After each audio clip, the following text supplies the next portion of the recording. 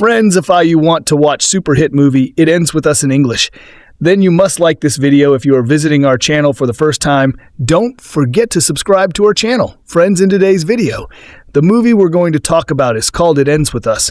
We will talk about what this movie is and where you can watch it, all the interesting facts about this movie in today's video. I'm going to tell you, I am also going to give you all the information on which platform or on which satellite channel you will get to watch this movie. Also, we will talk in detail about the technical department, music department, pre-production, filming, post-production, budget, box office collection of this film. We will also talk about the story of this film, and I will also give you a small review of the story of this film. Apart from discuss, we will discuss about the facts of the storylines, star-cast actors' performance in the film, which character has played which role. That's why I request you friends to watch this video till the end, so let's start the video. It Ends With Us is a 2024 American romantic drama film direct. Ed by Justin Baldoni from a screenplay by Christy based on the 2016 novel by Colleen Hoover. The film stars Blake Lively alongside Baldoni, Brandon Sklenar, Jenny Slate, and Hassan Minhaj. The story follows florist Lily Bloom, Lively, whose troubled relationship with neurosurgeon Ryle Kincaid, Baldoni, is compounded when her ex-boyfriend Atlas Corrigan, Sklenar, re-enters her life. Principal photography on It Ends With Us took place from mid-2023 to early 2024, with pauses due to the 2023 WGA strike and the 2023 SAG-AFTRA strike. It Ends With Us had its premiere at the AMC Lincoln Square in New York City on August 6, 2024, and was released by Sony Pictures Releasing in the United States on August 9th. The film received mixed reviews from critics, but was a box office success, grossing $351 million worldwide against a $25 million budget. The production became mired in controversy due to disputes between Lively and Baldoni, with the former drawing criticism for not addressing the film's themes of domestic violence and emotional abuse during its promotional tour.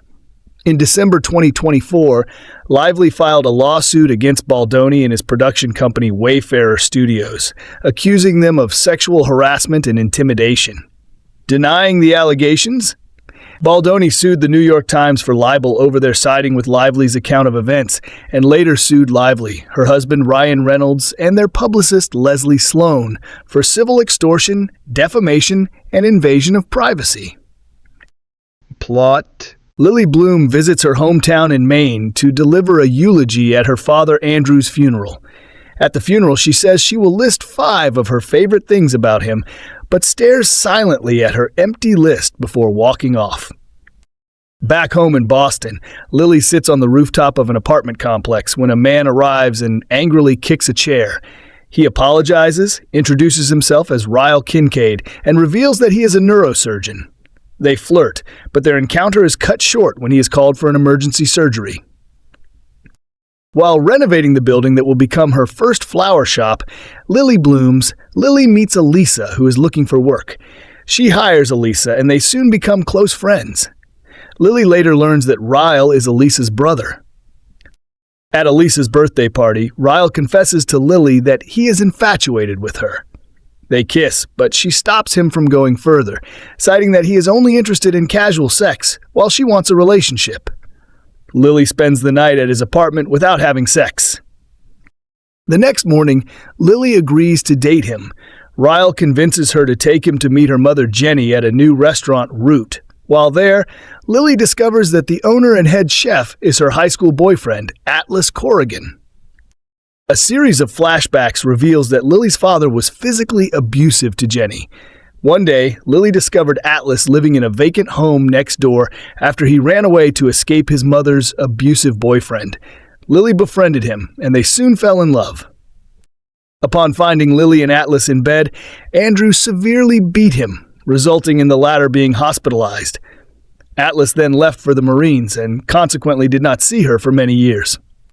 One morning, Ryle burns his hand while cooking breakfast.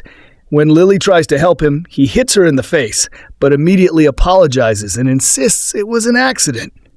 He later takes Lily, Elisa, and Elisa's husband Marshall to dinner at Root, where Atlas notices Lily's bruised eye and Ryle's bandaged hand. Atlas confronts Lily in the bathroom and implores her to leave Ryle. Ryle finds them and assumes the worst. leading to a physical altercation that culminates in Atlas ejecting Ryle. Atlas visits Lily's shop to apologize and gives her his phone number in case she ever needs it. Lily tells Ryle about the history of abuse in her family. While visiting Elisa and Marshall in the hospital following the birth of their daughter, Ryle proposes to Lily, which she accepts. Soon after they elope, Ryle finds Atlas's number hidden in Lily's phone case. In the ensuing argument, he pushes Lily down the stairs and knocks her unconscious, though later he claims she accidentally fell and that he tried to catch her. Both Lily Bloom's and Root are featured in a local magazine, including an interview with Atlas in which he explains he named the restaurant in Lily's honor. In a jealous rage, Ryle moves to rape Lily. She escapes and seeks out Atlas. He takes her to the hospital where she discovers that she is pregnant. Lily stays with Atlas for a few days, during which he reveals that he planned to commit suicide on the night she found him as teens, but she inspired him to continue living.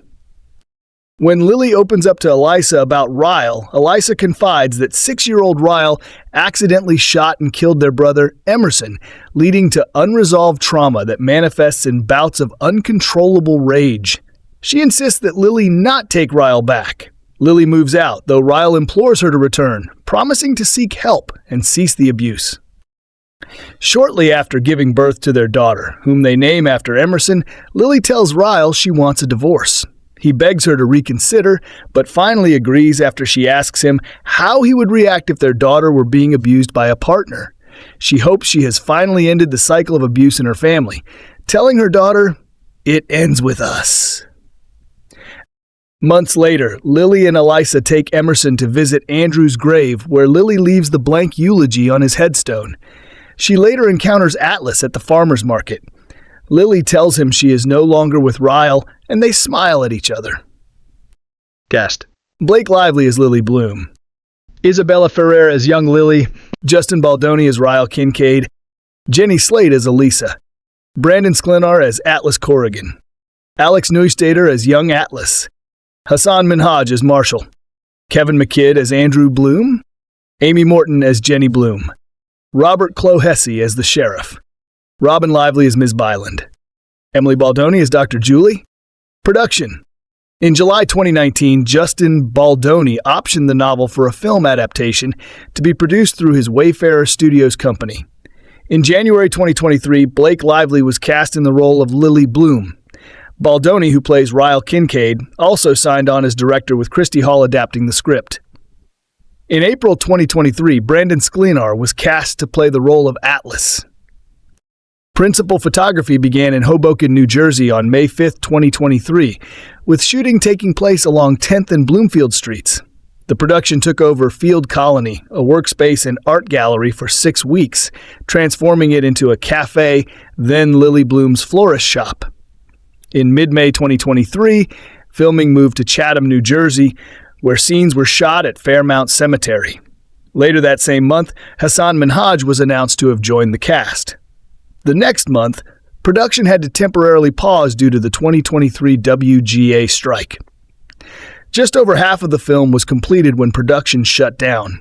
The production was still on hold when the 2023 SAG-AFTRA strike began on July 14, 2023.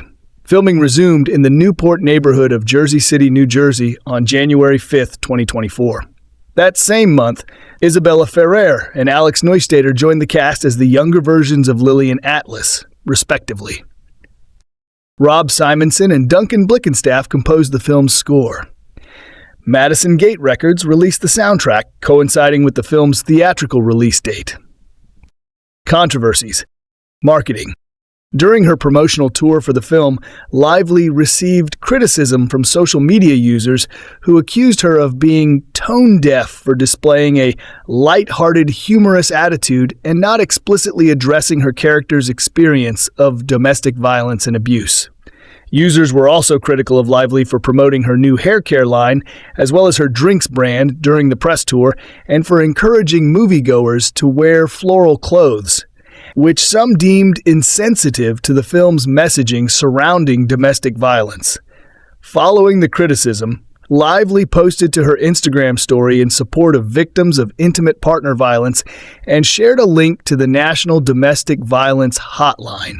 Bridget Stumpf of The Hollywood Reporter wrote on the issue, "By glossing over its domestic violence content in the film's marketing, and by not providing any content warnings prior to the start of the film, It Ends With Us ultimately fails the survivors it is supposed to advocate for."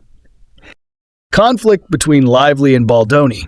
Sources told The Hollywood Reporter that an alleged conflict formed between Lively and Baldoni during post-production after the film underwent a week of reshoots, and Lively commissioned a second cut of the film from editor Shane Reed.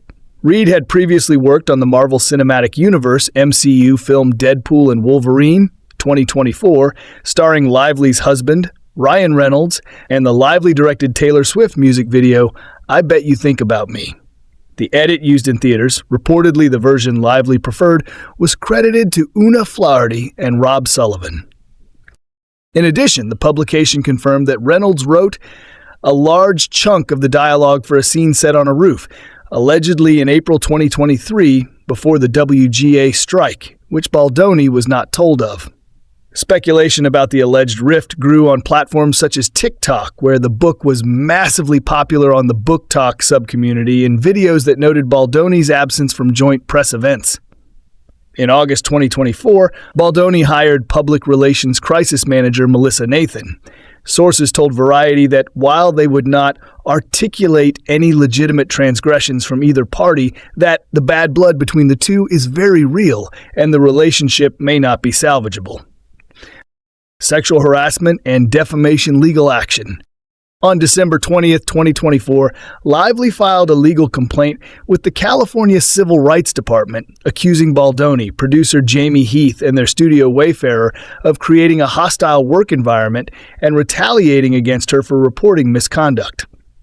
According to the filings, she claimed Baldoni had improvised unwanted kissing and discussed his sex life. Heath had shown her a video of his wife giving birth naked, and both men repeatedly entered her makeup trailer uninvited while she was undressed, including when she was breastfeeding, among other inappropriate actions. Documents obtained by Lively via subpoena claimed to show that Baldoni and his agents ran a public relations campaign to damage her reputation, which involved social media manipulation, planting negative stories, and amplifying criticism of her. Lively alleged that this was done in retaliation for her raising concerns and seeking protections on set. Lively's complaint, though filed privately, was published the following day in The New York Times expose by Megan Twohey, Mike McIntyre, and Julie Tate under the title, "We Can Bury Anyone Inside a Hollywood Smear Machine." Baldoni was dropped by the talent agency WME in response to the allegations and reporting. He denied the allegations through his lawyer.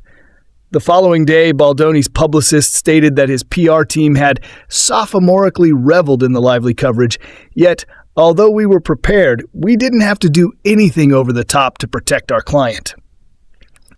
Lively's civil rights complaint also named businessman Steve Sarowitz, a co-founder of Wayfarer Studio, Jed Wallace and his company Street Relations, Inc., crisis manager Melissa Nathan and her company The Agency Group PR LLC, and publicist Jennifer Abel and her company RWA Communications. She also filed a lawsuit against the same, except Wallace and Street Relations, alleging sexual harassment, planned public smear campaign, and causing her emotional distress. Baldoni's former publicist, Stephanie Jones, also filed a defamation lawsuit which alleged that her former employee, Jennifer Abel, and crisis communications manager, Melissa Nathan, attempted to cover up Baldoni's on-set behavior while It Ends With Us was being filmed. Jones' lawsuit also alleged that efforts were made to undermine her reputation. On December 31st, 2024, Baldoni and the other plaintiffs responded with a $250 million lawsuit against the New York Times, saying that the newspaper had defamed them by publishing a cherry-picked and altered communications and stripped of necessary context and deliberately spliced to mislead.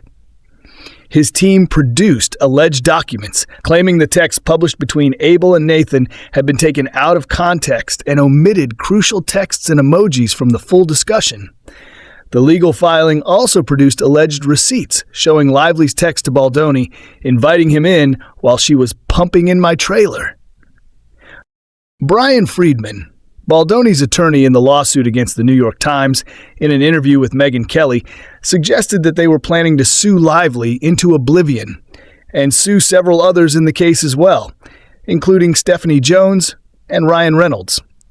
Friedman alleged that Reynolds' character of Nice Pool in Deadpool and Wolverine was based on Baldoni, given their nearly identical hairstyle and jokes in regards to Lively's Lady Pool character and her baby. On January 16, 2025, Baldoni filed a lawsuit against Lively, Reynolds, and Leslie Sloan, Lively's PR representative, alleging extortion, defamation, and breach of contract, seeking at least $400 million in damages. On January 23rd, Lively's legal team filed a gag order against Friedman, accusing him of continuing to engage in a smear campaign against Lively by repeatedly revealing information to the press. Release: It Ends With Us premiered at the AMC Lincoln Square in New York City on August 6, 2024. The film was originally set to be released theatrically in the United States on February 9, 2024. And June 21, 2024, but the release date was pushed back to August 9, 2024. It was released earlier on August 7th in Belgium, Finland, the Philippines, and Sweden. It Ends With Us was released on VOD on September 24, 2024, and was released on Blu-ray and DVD on November 5, 2024.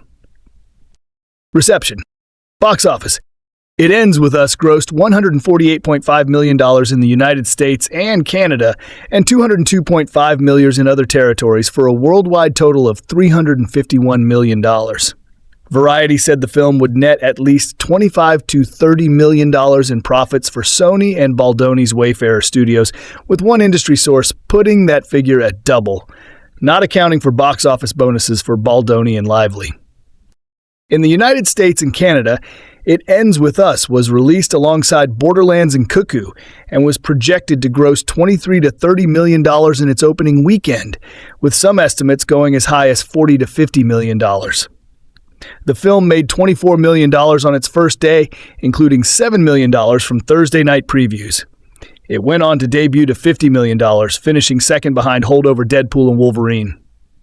It marked the first time since 1990 that two films separately starring a married Hollywood couple, in this case, It Ends With Us star Blake Lively and Deadpool and Wolverine star Ryan Reynolds, occupied the number 1 and 2 spots at the box office simultaneously, and the first time two films grossed at least $50 million in the same weekend in the month of August. In its second weekend, the film made $23.8 million, a drop of 52.4%, finishing in third. The film crossed $100 million domestically on August 19th after 11 days in theaters. It ended its theatrical run after 3 months. Critical response. Reception of the film from critics was mixed. On the review aggregator website Rotten Tomatoes, 55% of 187 critics' reviews are positive, with an average rating of 5.6/10. The website's consensus reads, "Earnestly performed if marred by clunky dialogue, It Ends With Us is surprisingly at its most graceful when handling the more provocative elements of its melodramatic source material." Metacritic, which uses a weighted average, assigned the film a score of 53 out of 100 based on 42 critics, indicating mixed or average reviews. Audiences polled by CinemaScore gave the film an average grade of A on an A+ to F scale, while those surveyed by PostTrack gave it an 85% positive score, with 69% saying they would definitely recommend it. Wendy Ide of The Observer gave the film 3 out of 5 stars, writing, "For a film that dips its Manolo-clad toe into the murky waters of domestic abuse, it's unexpectedly aspirational, almost frothy in tone." The Globe and Mail's Johanna Schneller praised Lively's performance, writing, "Beyond nailing Lily's exact shade of auburn hair, funky sexy dress, and vision notebook stuffed with flowers, she also conveys her luminousness and strength and reminds you how pleasurable it can be to watch a romantic thriller." Kevin Maher of The Times gave it 4 out of 5 stars, calling it a glossy, sometimes soapy, but always compelling adaptation. Hannah Georgis of The Atlantic was more critical, writing, To young people who have become inured to the misery of modern life, there's a seductive premise in these novels. Relentless suffering can give way to freedom, and hot sex if women want it badly enough. On screen, performed by real people, it's not as convincing. The Sydney Morning Herald's reviewer, Sandra Hall, gave the film 2.5 out of 5 stars, saying that it was packed with erotic cliches overlaid with a rolling soundtrack of pop hits that includes songs by Taylor Swift and Lana Del Rey, and called the dialogue risible. Potential sequel. In August 2024, following the release of the film, director Justin Baldoni acknowledged the potential for a film adaptation of the sequel novel, It Starts With Us. However, he later stated that he would not return in his role as director, suggesting that Blake Lively direct the film instead. Baldoni's Wayfarer Studios holds the rights to It Ends With Us and It Starts With Us after acquiring them in 2019. Arriving as counter-programming to her husband's no-one Marvel skit Deadpool and Wolverine, Blake Lively's glossy and often rather graceful romantic drama, It Ends With Us is also trying to appeal to a powerful and vocal fan base. 2 of them, in fact, just one more obviously than the other. It's based on the bestseller by Colleen Hoover, a self-published phenom who rose to ubiquity thanks in part to the rapidity of book talk, and also a COVID-inspired rise in escapist forms of reading at home. Her novels have sold over more than 20 million copies worldwide, with It Ends With Us being the most popular. Her female fans are so intense that Hoover, known as Coho, sells branded press-on nails, quote-covered sweatshirts, and character-inspired earrings. Her followers are known as the Cohort, of course. Hoping for a 50 Shades adjacent hit, rights were smartly snapped up for an inevitable adaptation, and it's one that's also been cleverly marketed to another. Even more intense and financially powerful group of fans, Swifties. It's led by Lively, one of the singer's best and most photographed alongside friends. Announced by a trailer, soundtracked by one of her songs, and filled with enough nods to make it feel like it's some sort of officially licensed fanfic. Long hair, lumberjack shirts, fall colors, that aforementioned song playing almost in full near the end. It's a neat act of synergy. Another endorsement post is surely on the way, and is one of many reasons why It Ends With Us is likely to be a major late summer smash. The cold calculations being described here betray what's a surprisingly compassionate and moving throwback, both to so-called women's movies of the 1940s and 50s and slick female-led studio fare of the 90s. It's initially hard to know how one should take a film focused on a florist named Lily Blossom Bloom, but Daddy-O writer Christy Hall's script boasts a sharp and much-needed self-awareness, taking a similar and superior tack to Kelly Marcel and Patrick Marber's loose take on 50 Shades of Grey. It's a difficult balance, taking source material seriously, while also understanding that a new, less attached, and far broader audience will encounter it with understandable questions and cynicism. But Hall does such a good job that one can see Hoover avoiding an E.L. James-style split for the inevitable sequel. It won't be ending here. Lively's Bloom is a woman grappling with the recent death of an abusive father she can't quite muster up any real grief for, diverting her attention to opening a flower shop, a long-time dream that's finally becoming a reality.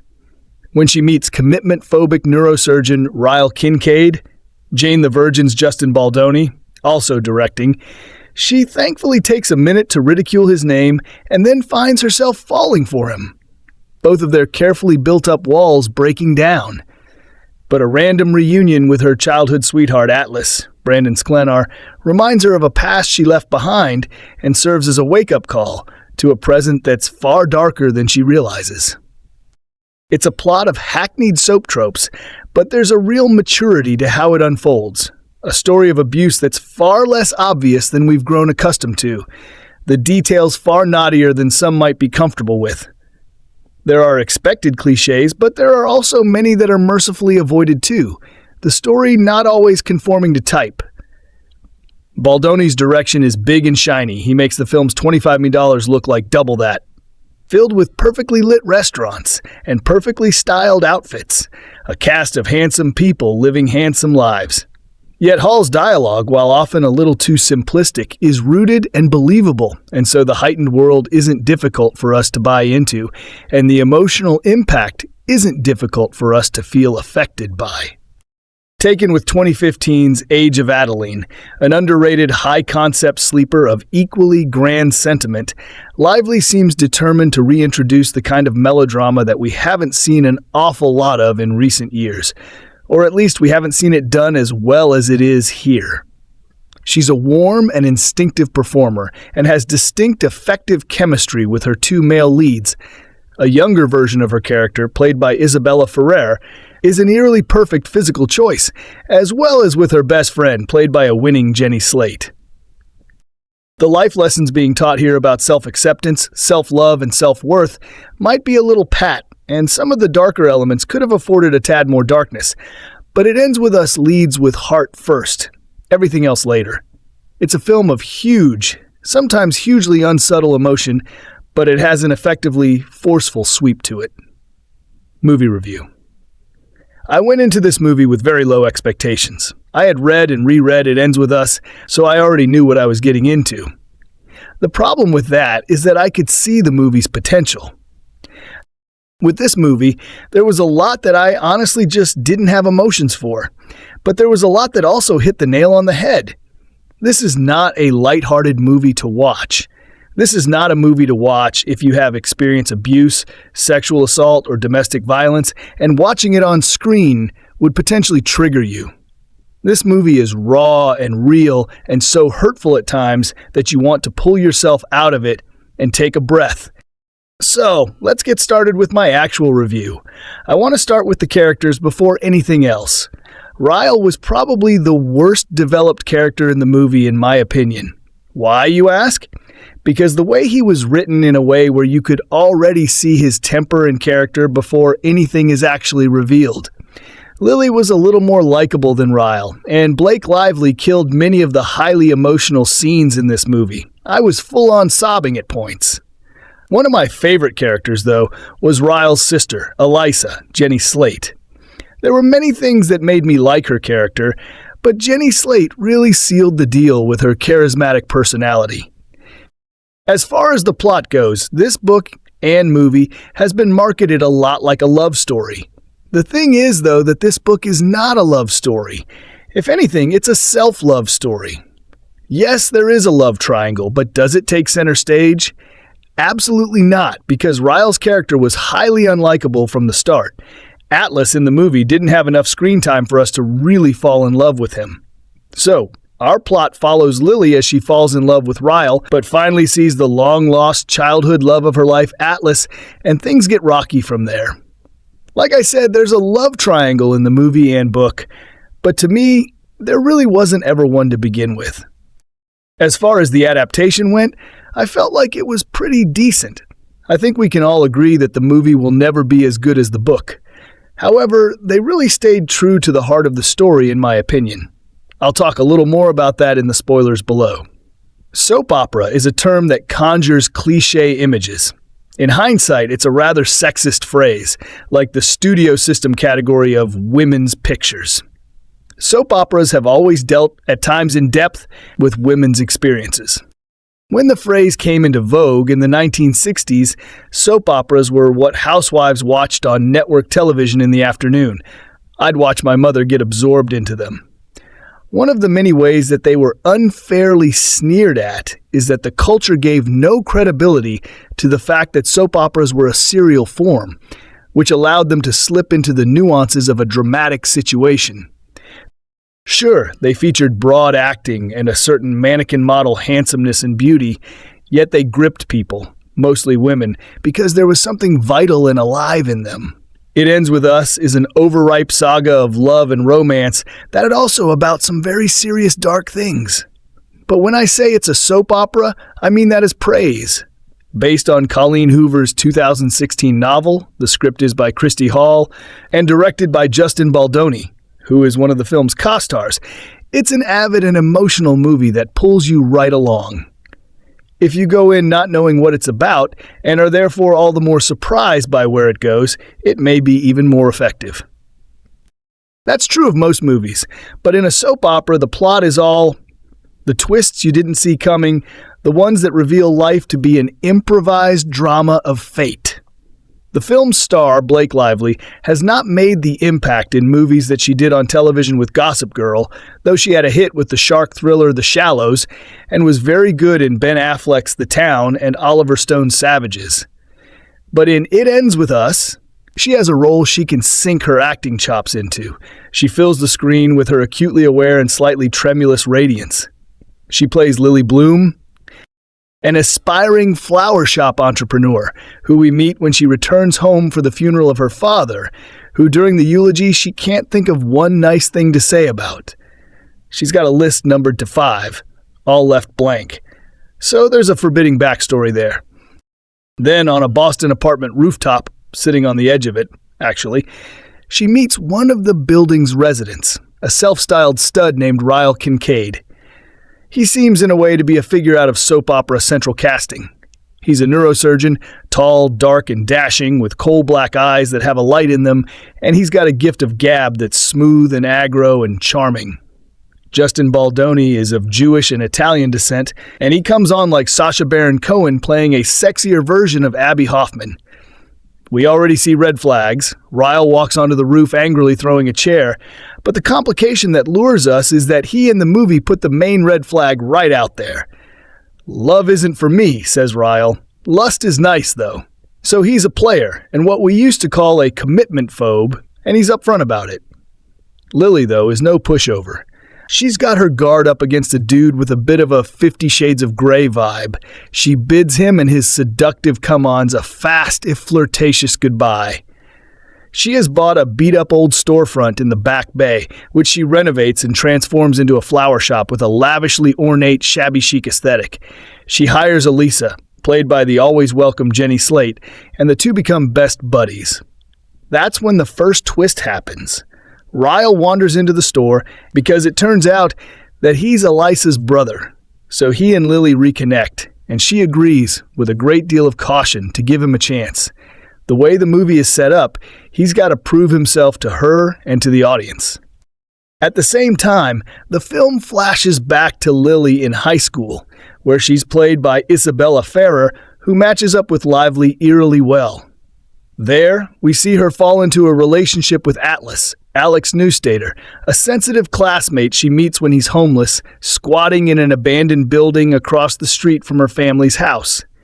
As we learn, he has a good reason to be on the street, symbolized by how he got his scarred hand, and though she helps rescue him, their connection is about something more basic. They click, despite the ridicule she gets from her classmates about it. We wonder, what's the link between this romance and the one brewing between Lily and Ryle? Is she drawn to bad boys? Outsiders? Love stories have more or less faded out of mainstream cinema, and it's gratifying to see one that isn't a rom-com for once. As Ryle puts his player ways behind him, we want to see Lily happy, and we think, maybe this is it. Then one evening, at a hip eatery, the restaurant's owner drops by the table, and Lily notices a familiar scarred hand. It is Atlas, now back from 8 years in the military and other experiences. He looks different. That's because he's played by a different actor, Brandon Sklenar, who suggests a baby-faced Russell Crowe, but also because he has aged into adulthood like fine wine. Aha, we think. So here's the movie. Lily falls in love with the charismatic but questionable Ryle. Sweet, chivalrous Atlas returns from her past. Who will she go with? The answer at first seems obvious, the blast from the past a la Casablanca. But Ryle appears to be a born-again romantic. Maybe the movie is going to undercut our expectations. It does, though not in the way we're expecting. It Ends With Us is a story of how people repeat bad patterns in their lives, even, or maybe especially, when they don't realize it. And the way this is conveyed is at once the essence of soap opera and also quite emotionally shrewd. For Lily really loves Ryle, and just like her, we experience their relationship from the inside. When we see a glint of angry fire in Ryle, we want it to go away. Justin Baldoni's performance is rivetingly layered. He makes Ryle a compartmentalized man, one who's truly trying yet is unable to see himself. There are more twists, including one that left an audience member at the screening I attended going, "No!" which kind of spoke for everyone there. Not because she didn't believe it, but because she did. That's what good soap opera does. It heightens the twists that life will throw at you. And in the case of It Ends With Us, it gives Blake Lively the chance to play a woman who tries to make the right choice, but has to wake up from the dream she's been living in. Maybe her whole life to do it. By the end, we're watching a different movie than the one we thought we were. But it's still a love story, just one about learning to love yourself. Buried under the gauzy romanticism of It Ends With Us, under the softly diffused visuals, the endless montage sequences, the sensitive mewling on the soundtrack, and the luxuriously coiffed thickets of Blake Lively's sunset on Malibu Beach dyed red hair, is a tough little movie about women. Bad choices, worse men, and decisions that doesn't fit into a tidy box. Lively stars as the improbably named Lily Blossom Bloom, a beauty with a traumatic history, a soulful ex, and a passion for gardening. Over the course of the movie, she falls in love with a neurosurgeon who looks like he stepped out of a Calvin Klein ad. She also befriends a wisecracking sidekick, opens a whimsical floral shop, endures heartache, and after much reflection and many plot complications, finds herself. It's hard going. But Lily takes whatever life throws at her with her meticulously styled head up and a neo-bohemian influencer vibe. She's a dream of a woman, an aspirational ideal, an Instagram-era Mildred Pierce. You may know Mildred from Turner Classic Movies as the pie-baking survivor played by Joan Crawford in the 1945 noir Mildred Pierce. Mildred walks into that classic wearing a mink coat with linebacker shoulder pads and the kind of stricken look that clouds a woman's face when she discovers that her no-good second husband is sleeping with her no-good teenage daughter. And the brat has just offed the creep. It's no wonder that when Mildred stares into the nighttime waters of the Pacific, she seems to be mulling her equally dark past and future, much as Lily does one evening on a Boston rooftop early on in It Ends With Us. Lily doesn't have long to consider her existential options because her rooftop reveries are soon interrupted by the neurosurgeon, Ryle Kincaid, Justin Baldoni, who directed the movie. A brooding hunk with soft eyes, hard muscles, and miraculously unchanging 3-day stubble, Ryle has a touch of menace and a gift for cornball lines, and before long he and Lily are flirtatiously circling each other. Love buds and yes, blooms, and Lily settles down with Ryle. He seems like a ready-made catch. Baldoni gives himself plenty of close-ups, although anyone at all familiar with the conventions of romantic fiction will wonder about the intensity of his attentions. A picture-perfect guy doesn't necessarily make a picture-perfect life, dig? Adapted from Colleen Hoover's bestseller by Christy Hall, It Ends With Us is fitfully diverting, at times touching, often ridiculous, and at 2 hours and 10 minutes, almost offensively long. It's visually and narratively overbusy, stuffed with flashbacks of Lily as an adolescent, Isabella Ferrer, that create two parallel lines of action. As the adult Lily moves forward with Ryle and opens her store, she gets help from a nattering assistant, Elisa, Jenny Slate, who enters with her luxury bag swinging and motor mouth running. Images of the past fill in Lily's history and her high school romance with another student, Atlas. Alex Newstater plays him as a teen, while Brandon Sklenar steps into the grown-up role. Even the kitschiest romances have a way of sinking their hooks into you, and so it is here, at least intermittently.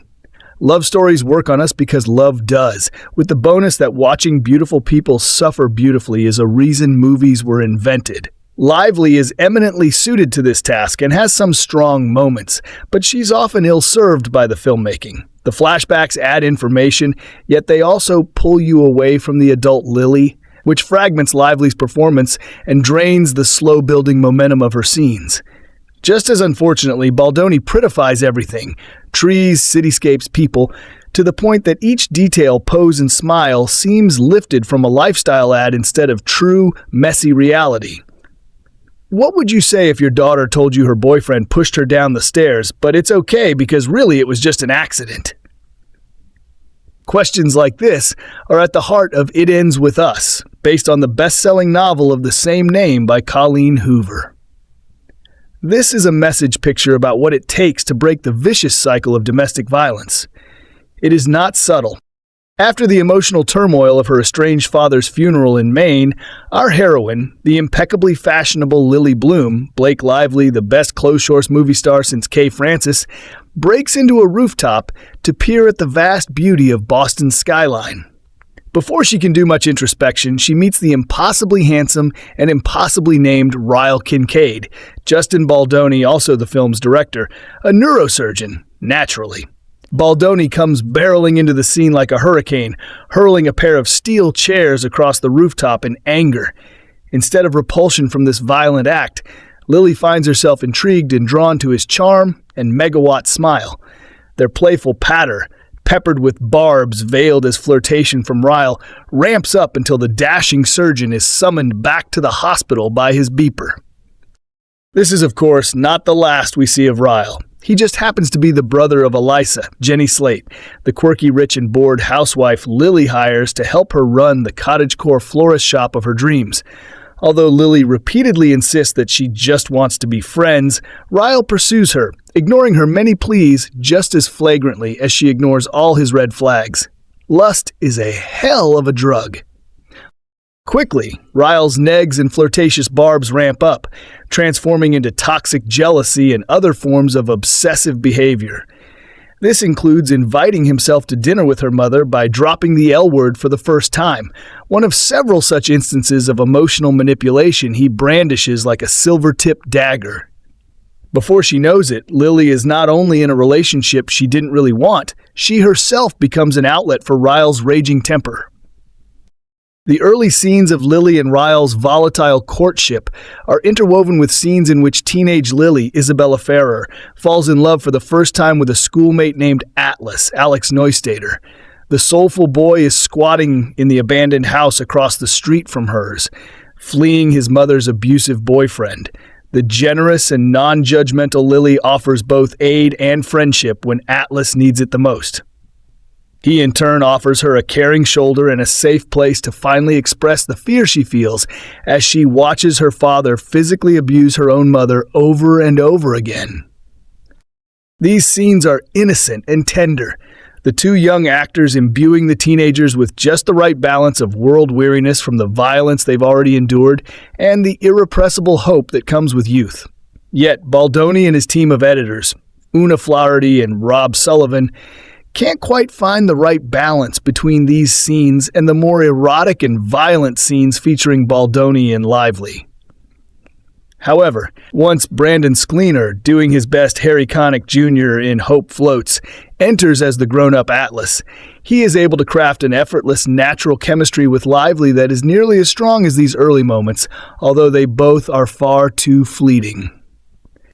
This story of love, trauma, and abuse is wrapped up in the same amber-hued autumnal glow of Lively's bestie, Taylor Swift's short film for her autobiographical song, All Too Well, 10-minute version, which itself is about an abusive relationship.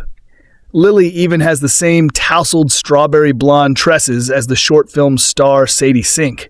So naturally, the film's most climatic moment of domestic abuse, like the short, takes place in the couple's kitchen.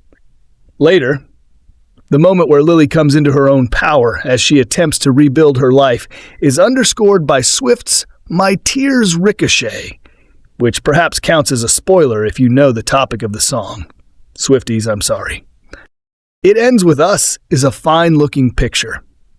Baldoni and cinematographer Barry Peterson know how to frame movie star faces in flattering medium close-ups, allowing every nuanced emotion, every twinkle in their eyes to transport the viewers on this emotional journey with them, even when the characters feel more like didactic ciphers than fully realized human beings. Lily's Flower Shop, which never seems to have any customers, is a Pinterest board brought to life. And Lively's designer duds are nearly as show-stopping as the ones she sports in A Simple Favor. Lively does her best to add emotional layers to Lily, so we see her internal growth, but this process is often hampered by the film around her. I kept thinking of Alice Darling, Mary Nighy's incredible film about intimate partner violence from a few years back, in which Anna Kendrick finds herself suffocating in a psychologically abusive relationship. In that film, Kendrick's character is given a full life and a group of friends who help her overcome the codependent trap she's been caged in. Here, the few women in Lily's life, her so-called best friend Elisa and her mother Jenny, Amy Morton, are underdeveloped, relegated to a handful of scenes that largely exist as plot points. The PG-13 rating keeps the violence Ryle inflicts on Lily, or her father's violence in the flashbacks, to a minimum visually, and often seen in slow motion or in choppy montages. Christy Hall's script unfortunately often falls into as the father of daughters territory, giving more care to explaining why these men are the way they are, especially in Ryle's case, in the film's most cringeworthy twist, than it does to the psychology, let alone the economics, of why women often stay with abusive partners. Instead, this subject, which should really be the key to the whole story, is covered in one very short scene between Lily and her mother. The forced love triangle, once Atlas re-enters Lily's adult life, also restricts things, causing Lily's life to once again orbit mostly around the men in it. It Ends With Us is certainly not a bad film. At times, it's actually quite good, and its central message is crafted with intention and care. I just wish it had a sharper focus on Lily's interiority, her life beyond her trauma, and who she really is in relation to herself and herself alone. When going into both reading and watching It Ends With Us, it wasn't lost on me that while millions of folks adore the book, it has its critics too, and that notion was always at the forefront of my mind. This story is a tricky one. It's one of love and adoration, but it's also about the cycle of abuse and generational trauma. It's a tough balancing act to pull off. And while there are so many elements of this film starring Blake Lively, Justin Baldoni, and Brandon Sklenar that work, it's hard to fully know if they balanced all of this successfully. It Ends With Us, directed by Justin Baldoni, is an adaptation of Colleen Hoover's best-selling novel that follows a florist named Lily Bloom, Blake Lively, as she falls in love with a neurosurgeon named Ryle Baldoni. The movie turns dark, though, when Ryle hits Lily, and as the film progresses, she works to break the cycle and get out of the abusive relationship. Part of how she does that is by seeking the help of Atlas, Brandon Sklenar, who was her first love when they were teenagers and whom she randomly runs into not long after she starts dating Ryle. The film also flashes between the present where Lily is opening a flower shop and dating Ryle, and when she was a teen falling for Atlas and witnessing her parents' abusive relationship. Going into It Ends With Us, I was fresh off reading Hoover's book, as well as its sequel It Starts With Us, and I was curious about how different the film would be. I was thrilled discovering the faithfulness of the adaptation. I didn't know how they could meaningfully change the story in a way that would make sense, and I was hoping they'd keep everything about Lily's story intact. While there are some clear differences between the book and movie versions of It Ends With Us, like the name of Atlas's restaurant, for example, it almost feels like a one-to-one adaptation, meaning it hits all the same beats as the novel. As someone who enjoyed reading this story first, I appreciate that they did this for the film. Overall, that feels like a good thing, though it can't be ignored that this film's source material comes with baggage. It's been praised and criticized for its depiction of domestic violence, and there's a history of issues surrounding the book being marketed as a romance, among other things. That couldn't be ignored while watching the movie. I was thinking a lot about whether Lily's story was being romanticized, and I was wondering how people would feel about the way domestic violence was shown on screen.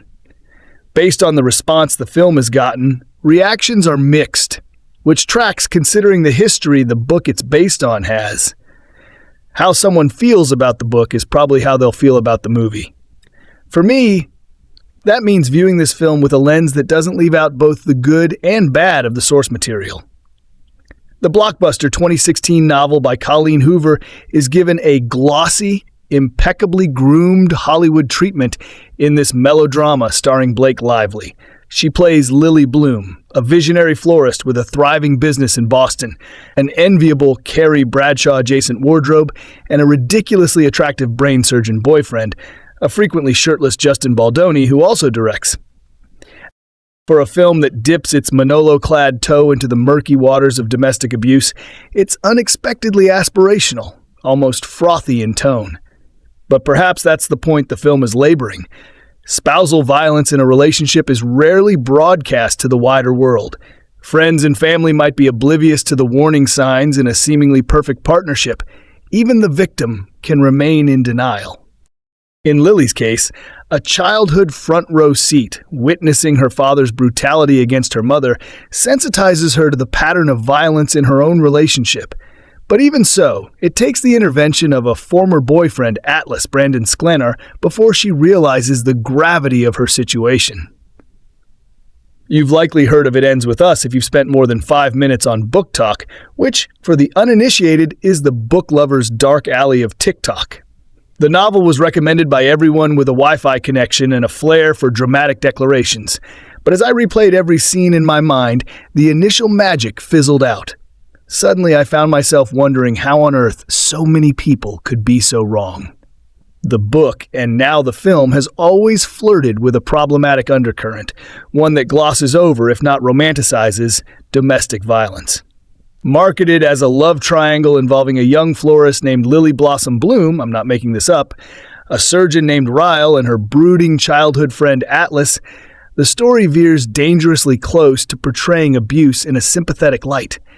Colleen's writing isn't just subpar, it's harmful, particularly for her young, impressionable audience. The romance she promises in both the book and the film's promotions, aided by Blake Lively's overly floral fashion choices and her refusal to address the core theme, puts Ryle's early violent behavior in a "let's wait and see" category that no one should find themselves promoting. Speaking of the film, the big screen adaptation had all the potential to be great, but ended up as one long series of letdowns. First on the list, casting Blake as Lily. The character was supposed to be a naive 23-year-old redhead. Instead, we get Blake, whose only contributions to the role seem to be a lot of unnecessary lip-biting, laughing, and dead-eyed O's. That said, credit where it's due. The casting team did a bang-up job on the rest of the characters. Isabella Ferrer, who plays a younger Lily, is practically a carbon copy of Blake's version, down to the mole on her cheek. If you didn't know better, you'd think they were the same person, just plucked from different timelines. Blake's carefree attitude towards the film's heavy subject matter while promoting the movie is a head-scratcher. As someone who used to be a fan, I'm baffled by how she could tell viewers to grab your friends and wear your florals as if this were just another summer rom-com. Meanwhile, in interviews, she dodges any serious questions about domestic violence and instead prattles on about costumes and, of course, her husband. It's hard not to see this as a quick paycheck for her rather than a genuine passion project. What's unfortunate is that the drama happening off-screen is getting more attention than the film itself, which, if handled properly, could have been a vehicle for a powerful message. Now, onto the film's biggest sin. It's utterly confusing if you haven't read the book. There were moments in the movie where I found myself nodding along only because I'd already read the source material. This insider-only knowledge approach alienates anyone who's walking in blind. Add to that the fact that many key scenes from the book didn't make the cut, and you're left with a movie that's practically unintelligible to the uninitiated. While the book, with all its flaws, managed to instill a sense of fear whenever Ryle was in Lily's orbit, the script fails to paint him as the villain he truly is. The first hour plays out like a rom-com. Boy meets girl, boy charms girl, and so on. But as the story unfolds and Ryle's traumatic past is revealed, the film takes a misguided turn, trying to make him a more sympathetic character. The goal was for viewers to fall for Ryle just as Lily does, so they'd be just as shocked and horrified when the abuse begins. But the execution is so off-target that the intended impact is lost. It's fitting that we meet Lily Bloom, the charming but thinly written protagonist of It Ends With Us, marching out of a church. Beneath the surface of wide-eyed smiles and laughs lies a steely resolve. The young woman drove from Boston to her hometown in Maine for her father's funeral. The event turned out to be a tense affair, one that ends with Lily tasked with delivering the eulogy, leaving the service altogether. Despite her mother's earlier pleas, the young woman has no kind words to say about her father. She can't list 5 things she liked about him. The root of this tension becomes clearer later on in this serviceable adaptation of the popular Colleen Hoover novel, directed by and co-starring Justin Baldoni, Jane the Virgin. But until then, Lily, Blake Lively, tends to her newish life in Boston. This involves opening the flower shop of her dreams and falling for Ryle Kincaid, Baldoni, an attractive neurosurgeon she meets soon after the funeral. Lily also makes a new friend, a perky woman who stumbles upon the flower shop before its opening. In the logic of contrived storytelling, Elisa Jenny Slate is of course related to Ryle. Double dates with Lily, Ryle, Elisa, and her husband Marshall Hassan Minhaj become regular occurrences. Because Lily's life, as rendered in D.P. Barry Peterson's intimate, golden-hued visual grammar, feels like a dream, the nightmarish details can be easy to miss. It ends with us as a portrait of domestic abuse, tucked in the frame of a romance. Hoover's novel, which has spent more than 2 years at the top of the Nellifoin, the New York Times bestseller list, drew criticism for its depiction of intimate partner abuse. Some readers found the focus on Lily's relationship with her abuser, Ryle, to be manipulative. Others blamed the publicity machinations for falsely advertising the novel as a love triangle romance. The plan to release an accompanying coloring book, eventually scrapped, didn't help Hoover's case either. But a strength of both the novel and Baldoni's screen translation is how firmly the filmmaker anchors us in Lily's perspective, which eases viewers into the most violent parts of the story. The time dedicated to understanding how Lily falls in love with Ryle heightens the emotional stakes of the florist's difficult journey and shows how coercive, abusive partnerships can be. Although there are early signs of trouble in the relationship, Ryle's volatile temper, for instance, and the way he repeatedly pushes Lily's boundaries, the film is effective in how it casts a chilling kind of doubt. It Ends With Us struggles much more in other places. The screenplay by Daddy-O director Christy makes an effort with some early winking jokes that acknowledge the novel's cliches, but the adaptation can't be saved from the contrivance baked into the original text. Details are scant when not focused on Lily's struggle with abuse and the generational patterns she wants to break. Through flashbacks, we come to learn that a young Lily, an excellent Isabella Ferrer, routinely witnessed her father beating her mother. Few people aside from her high school love interest Atlas, played by Alex Neustaedter as a youth and Brandon Sklenar as an adult, know about this traumatic period in her life. The depth of their bond is presented to us in fitfully poignant glimpses into the past. Issues of cliché and vagueness plague all the characters. Despite the film's more than 2-hour runtime, Lily, Ryle, and later Atlas remain stubbornly thin. Lively's charm can only carry Lily so far before the character starts to feel too one-note. Any interest from the script in exploring her florist business evaporates once men begin to figure more prominently in her life. Her friendship with Elisa, while meaningful to Lily, also is underexplored. A later conversation between Lily and her mother, Amy Morton, is particularly frustrating because it's a missed opportunity to engage with the complex web of reasons survivors struggle to leave abusive relationships. The pat treatment of these characters ultimately does a disservice to the broader themes embedded in It Ends With Us. Without understanding more of Lily's broader community or getting a stronger sense of how she navigates the relationship with Ryle, the film can feel too light and wispy to support the weight of its themes. As her husband continues his never-ending whirlwind promotional tour for his latest superhero jaunt, Blake Lively has her own movie out that will likely appeal to a much different audience. It Ends With Us is an adaptation of Colleen Hoover's best-selling novel of the same name. The book was an intensely personal endeavor for Hoover, who was inspired by the real-life relationship between her own mother and father. The film is directed by Justin Baldoni, who works from Christy Hall's script.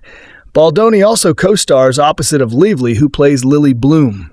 The movie opens with Lily arriving in the small northeast town of Plethora, Maine, where she is to give the eulogy at her father's funeral. He was a highly regarded man in the small community. But for Lily and her mother Jenny, Amy Morton, life with her father was its own violent hell. The funeral doesn't go well, and Lily hurries back home to Boston. She's there to fulfill a lifelong dream of opening her own flower shop. She has the perfect location and a supportive best friend, Elisa, Jenny Slate, to help her get it on its feet. But her life really takes a turn when she meets Elisa's brother, a hunky neurosurgeon named Ryle, Baldoni. The two had a chance meeting several months earlier, but soon after meeting again, they both fall in love. While that storyline is playing out, Baldoni and Hall frequently transport us back in time to Lily's teen years. There we get a second storyline that follows a young Lily, played by really good Isabella Ferrer, who helps and eventually falls in love with a struggling neighborhood boy named Atlas, Alexander Neustaedter. It takes a while before we're given any real context for the flashback story. It isn't until later that we understand why it's relevant. Lily's life gets complicated after she runs into Atlas, now played by Brandon Sklenar, for the first time since they went their separate ways as teens. Old feelings are instantly rekindled, yet she remains committed to Ryle, at least until their relationship takes a sudden and deeply troubling turn that stirs up painful memories of her abusive father. It's here that the movie takes a dramatic twist, moving from soapy melodrama into something considerably more substantial. From the very start, Lively is the movie's lifeblood. She gives a heartfelt performance that conveys both confidence and vulnerability while remaining authentic, even on the occasions when the material turns syrupy. She carries the bulk of the load, appearing in nearly every non-flashback scene, and in many ways saves the movie from its own unevenness. Lively brings emotional layers that prove to be critical to the story's impact. Without them and her, it's hard to imagine the film staying afloat. While It Ends With Us has its moments, the film has a tough time balancing its crowd-pleasing romance with its heavier subject matter. Themes of domestic violence and generational trauma play big parts, but they're often undercut by the love story angles. But Baldoni deserves credit. Whenever his movie turns sudsy and saccharine, he eventually steers it back on track. And overall, he offers a unique yet honest perspective on abuse. Some may find it too tidy, but I'm guessing it will hit home with the enthusiastic target audience. It Ends With Us is in theaters now. We get a second storyline that follows a young Lily, played by really good Isabella Ferrer, who helps and eventually falls in love with a struggling neighborhood boy named Atlas Alexander. Newer, it takes a while before we're given any real context for the flashback story. It isn't until later that we understand why it's relevant. Lily's life gets complicated after she runs into Atlas, now played by Brandon Sklenar, for the first time since they went their separate ways as teens. Old feelings are instantly rekindled, yet she remains committed to Ryle, at least until their relationship takes a sudden and deeply troubling turn that stirs up painful memories of her abusive father. It's here that the movie takes a dramatic twist, moving from soapy melodrama into something considerably more substantial. From the very start, Lively is the movie's lifeblood. She gives a heartfelt performance that conveys both confidence and vulnerability, while remaining authentic even on the occasions when the material turns syrupy. She carries the bulk of the load, appearing in nearly every non-F flashback scene, and in many ways saves the movie from its own unevenness. Lively brings emotional layers that prove to be critical to the story's impact. Without them and her, it's hard to imagine the film staying afloat. While It Ends With Us has its moments, the film has a tough time balancing its crowd-pleasing romance with its heavier subject matter. Themes of domestic violence and generational trauma play big parts, but they're often undercut by the love story angles. But Baldoni deserves credit. Whenever his movie turns sooty and saccharine, he eventually sears it back on track, and overall he offers a unique yet honest perspective on abuse. Some may find it too tidy, but I'm guessing it will hit home with the enthusiastic target audience. It Ends With Us is in theaters now. Positive elements. It Ends With Us takes the stance that abuse in a relationship is unacceptable, but it also sympathizes with victims who are unable, for one reason or another, to leave their abusers. Decisions are made to end the cycle of abuse in Lily's family. However, nobody here is painted as a monster. Riley experienced a severe childhood trauma.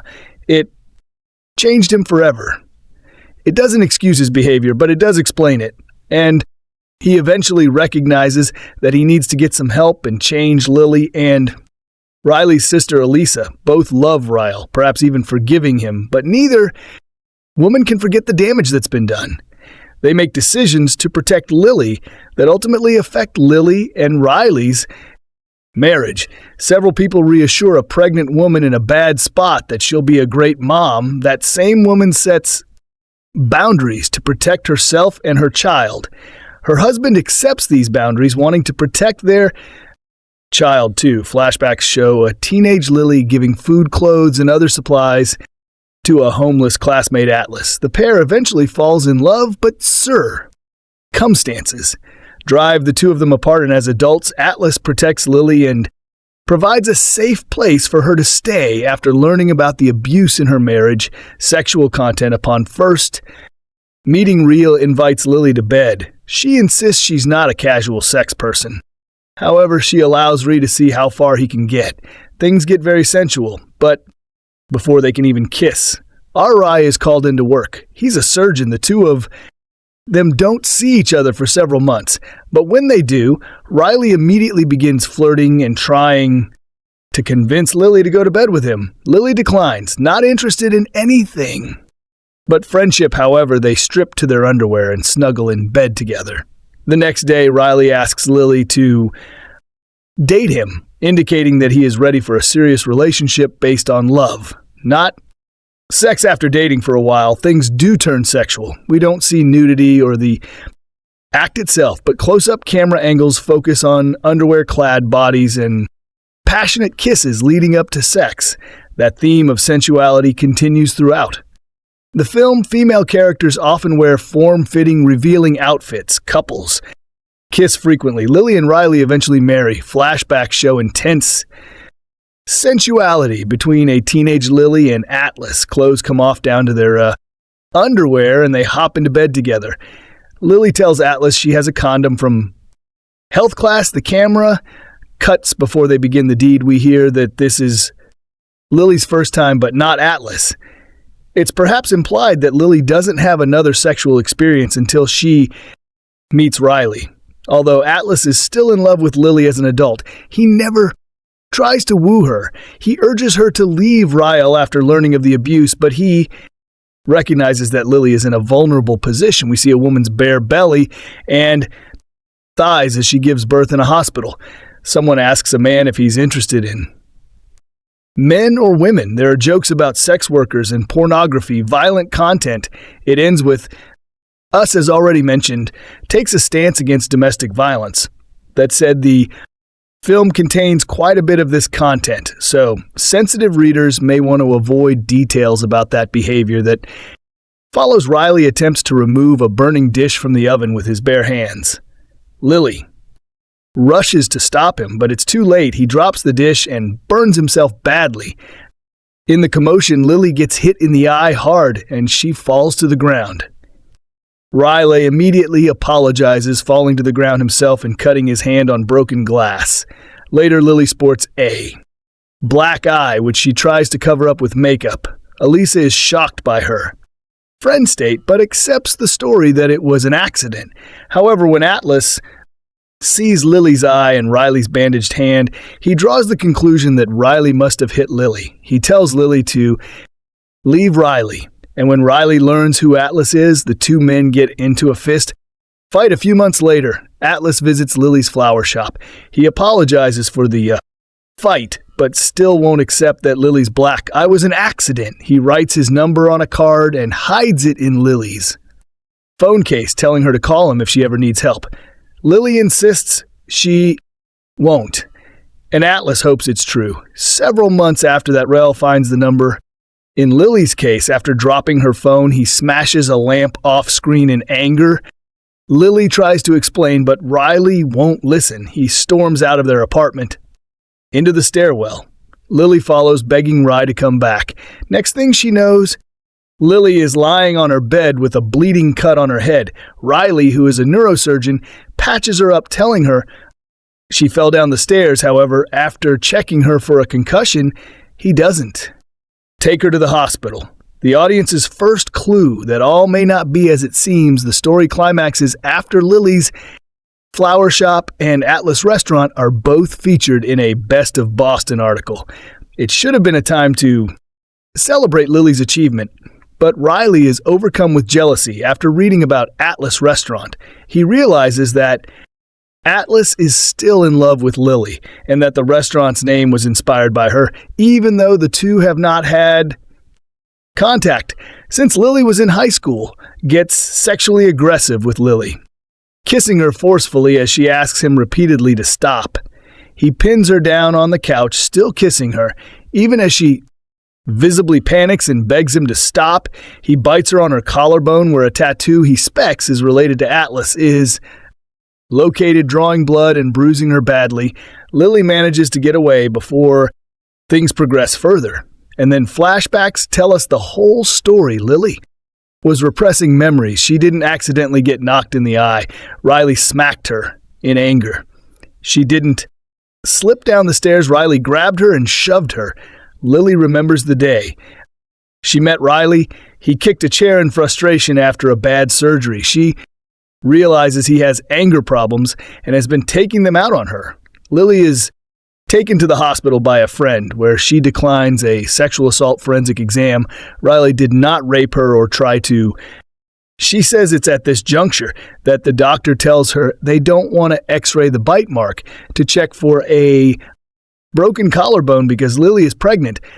Lily's friend briefly mentions the possibility of an abortion, but Lily chooses to keep her baby, and after struggling for months, she finally asks Real for a divorce, asking him what he would do if their baby girl came home, and told him that her husband had done the same things to her that Real had done to Lily.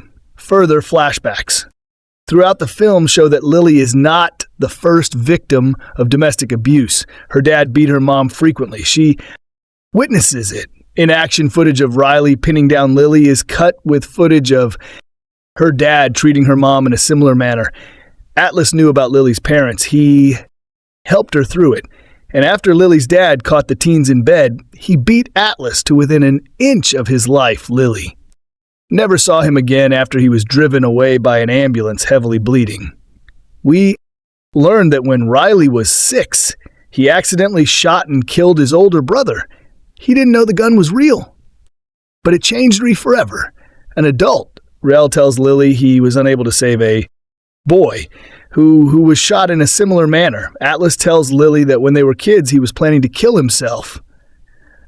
However, Lily's kindness toward him, giving him food and clothes, changed his mind. He claims she saved his life.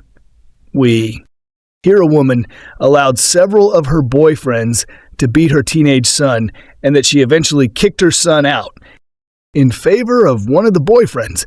A man asks a woman sitting on the edge of a roof to climb down because she is making him nervous that she'll fall. Crude or profane language. There are more. Then 10 uses of the S word and a few each of A and DN. Jesus' name is abused twice and God's name is misused 30 times 3 times, paired with DN drug and alcohol content. People drink and smoke throughout the film, usually at parties. Other negative elements. Lily attends her father's funeral. However, she's unable to deliver the eulogy. Her mom told Lily to list 5 things she loved about her dad because she had a strained relationship with him. She never got over how her dad treated her mom, and Lily resented him after he also beat up the guy she loved. She later admits she didn't try to make it home before her dad died because she didn't want to see him. Lily tells Ryle about her past with Atlas. However, she lies about the origin of a tattoo which was inspired by Atlas in the moment. It seems she just wants to keep that part of her life private since Atlas was the only one who knew about her history with her dad. However, when Rill asks about it again later, she lies again, and this time it seems she's scared of Riley's reaction if he knew the truth. A homeless Teen's classmates mock him because of his body odor. He's unable to shower because of his situation. But his classmates are unsympathetic. Conclusion, it ends with us should probably come with a trigger warning for victims of domestic abuse, or even children of those victims. This is not an easy film to watch. The themes are sympathetic, but incredibly heavy, and viewers who perhaps thought this film was a light rom-com should beware. It is anything but. We witness violence against spouses. A teenage boy also becomes a victim, and the film explores is why one woman chooses to stay with her husband while another struggles with the decision to leave. It ends with us is also incredibly sensual. There's no nudity, and sex is left largely off screen, but passionate build-ups leave little to the imagination, including some flashbacks to a teenager's first sexual experience. Language is perhaps the last big hurdle. Here we hear a smattering of profanities across the board, including several uses of the sword. Some potential viewers may be interested in what this film has to say about domestic violence. You or someone you know may be searching for answers to the questions I listed at the beginning of this review, but readers, I would urge caution. It ends with us. Doesn't explore this topic from a Christian perspective. The answers you're looking for probably won't be found in this film or the book it's based on, and considering the film's heavy content, both in terms of violence and in sensuality, it's not even necessarily a film you'd want to watch for entertainment purposes. More Details Book Talk has become an outlet for avid readers to share recommendations and discuss novels that draw them in with their sharp storytelling. Although authors like Emily Henry and Sarah J. Moes have seen their penned efforts skyrocket in sales due to their popularity on TikTok. Colleen Hoover remains one of the writers with the most visibility on the platform, and in bookstores, her novel It Ends With Us took over the top spot on 2022 bestseller list with millions of copies sold. It is daunting to picture a book that has resonated with many getting transported to the big screen in a way that maintains the same nuance and sensitivity as its source material. Yet, in Justin Baldon's careful hands, this on-screen adaptation similarly strikes the core. The film follows Lily Bloom, Blake Lively, a VI vibrant florist who moves to Boston after her father's funeral and crosses paths with a womanizing neurosurgeon named Riley Baldoni. Although his charming and flirtatious presence captivates the protagonist from their very first interaction on a rooftop, they go their separate ways, leaving it to fate to reunite them after opening her floral shop and hiring Elisa Jenny, Slate Lily. Reconnects with Ryle through her coworker. The two fall for each other in a passionate and consuming manner. Yet, despite the smiles and mismatched outfits, the protagonist grew up witnessing domestic violence at home and soon sees history repeating itself in her own relationship, although it ends with us readers were skeptical to see that an older cast was lined up for the novel's screen treatment, myself included. The final product makes it clear that aging up the characters was for the best. Lively's Lily starts off high-spirited and sassy, trying hard not to give in to Riley's blunt pickup lines. She knows what she wants in a partner, and being the next item on his extensive list of flings, isn't it? Lily is only convinced to be with Ryle after he is ready to embark on a committed relationship. Her transition from being a confident woman in love to a fearful and distraught victim is evident through Lively's performance. The gossip girl alum taps into her most challenging role to date, with Reverend taking it upon herself to be a voice for the women watching. Her character's story take a violent turn, despite the Lily One screen being in her 30s, as opposed to the book. Her experience feels more universal and gut-wrenching, considering her level of maturity and strong-willed personality. When a topic like domestic violence is incorporated into a story, it can come out as faulty and sometimes exploitative. That isn't the case here, and it's due to Baldon's direction and portrayal of Riley like Lily. The audience finds the character amusing and roots for the couple's electric connection, but once things go south between them, the director draws the line. In a sense, Baldwin's take on the source material is even better when dealing with this theme than Hoover's novel, because it doesn't spend time redeeming RIY from his actions. The character's behavior in the film isn't romanticized to the point that the viewers who were captivated by him at the start no longer feel the spark when he later walks into the room. Although the skeleton in Riley's closet humanizes him, it never takes away the weight of the abuse that he inflicts. Similarly to Lively, Baldoni has never charted this territory as a performer before, and he does so meticulously. Although he brings depth to the character, it is never enough to convince the audience to want Lily to stick around like her mother did. Another element that positively aids the film's translation from book to screen is its soundtrack, as the pro-protagonist falls for Ree and sees her life slowly come to mirror that of her parents, a relationship she has grown to dread. The needle drops add even more emotion and meaning to her hardships, from Lana Del Rey to Birdie. The music perfectly accompanies her journey through the ups and downs of falling in love and then falling apart when violence gets in the way. Yet the most poignant song choice here is Taylor Swift's My Tears Ricochet, which holds significance in its place M in the film.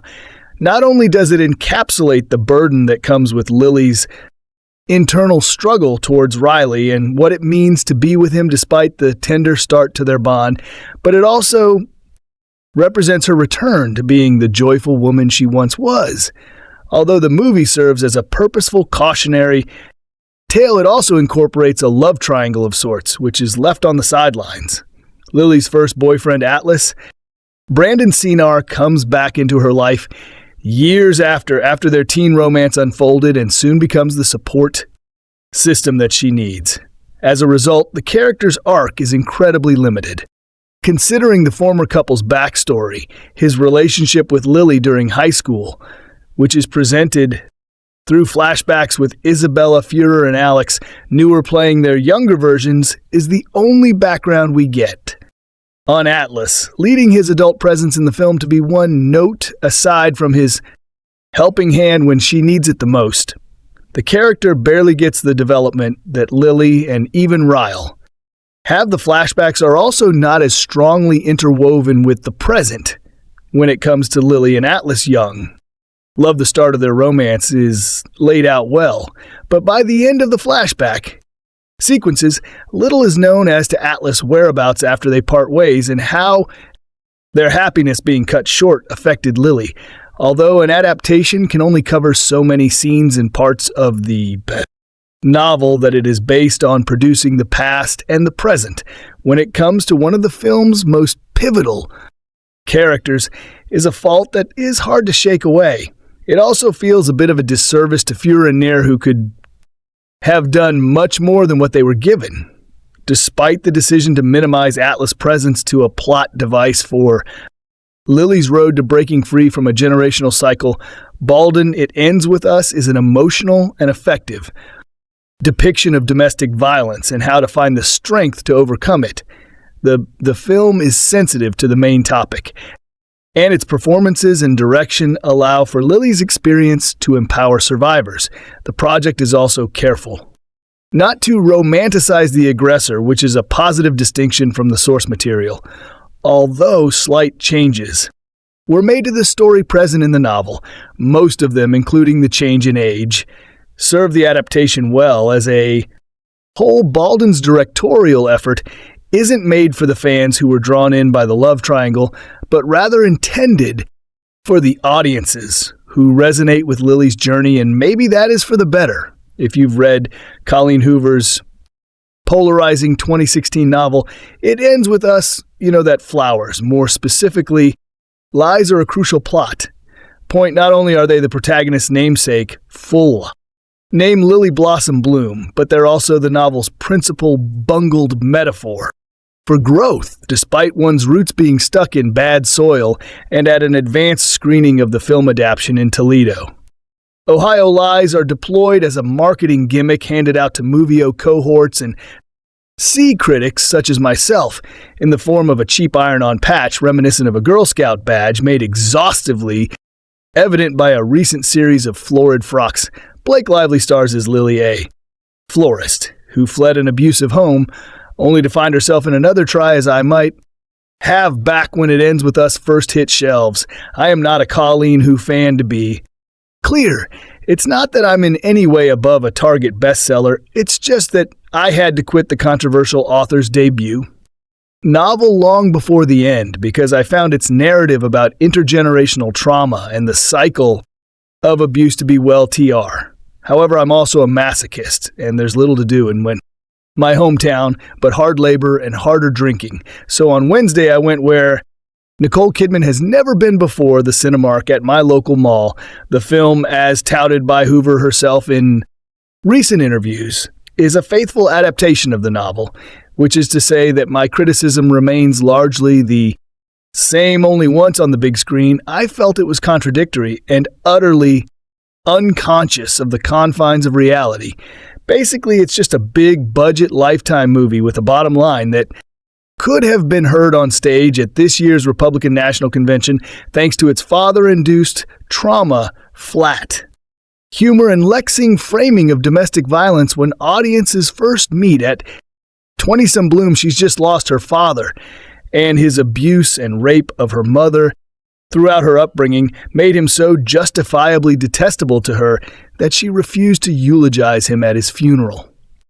Shortly after Bloom flees her hometown to Boston, a chance encounter unites her with another abuser, Riley Kincaid. Justin Baldoni. Only this one is a wealthy neurosurgeon and devastatingly handsome. Despite the fact that their introduction involves violence, she first lays eyes on him as he kicks at patio furniture.